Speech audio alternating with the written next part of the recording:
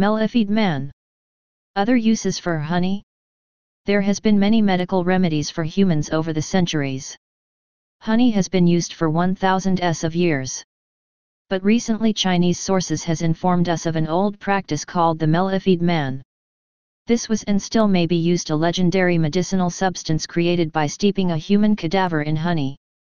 The concoction is mentioned only in Chinese sources, most significantly the Benko Gangmu of the 16th century Chinese pharmacologist Li Shizhen.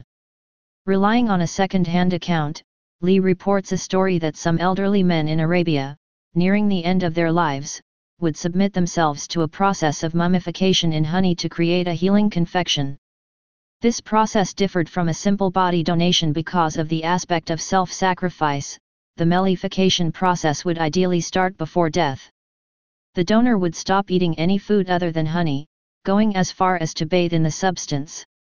Shortly, his feces, and even his sweat, according to legend, would consist of honey.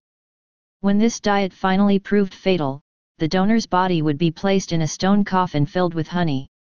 After a century or so, the contents would have turned into a sort of confection reputedly capable of healing broken limbs and other ailments. This confection would then be sold in street markets as a hard-to-find item with a hefty price. According to the Munai record, after retiring from plowing, it says in Arabia there are men 70 to 80 years old who are willing to give their bodies to save others. The subject does not eat food, he only bathes and partakes of honey.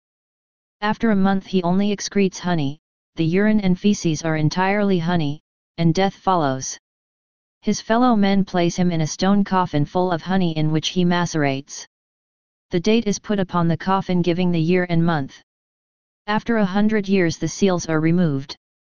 A confection is formed which is used for the treatment of broken and wounded limbs. A small amount taken internally will immediately cure the complaint.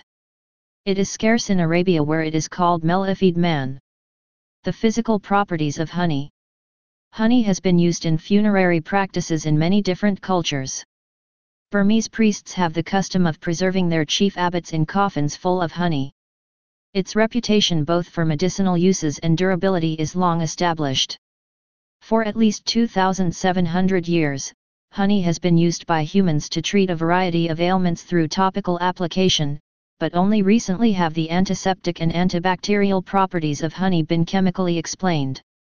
Because of its unique composition and the complex processing of nectar by the bees which changes its chemical properties, honey is suitable for long-term storage and is easily assimilated even after long preservation.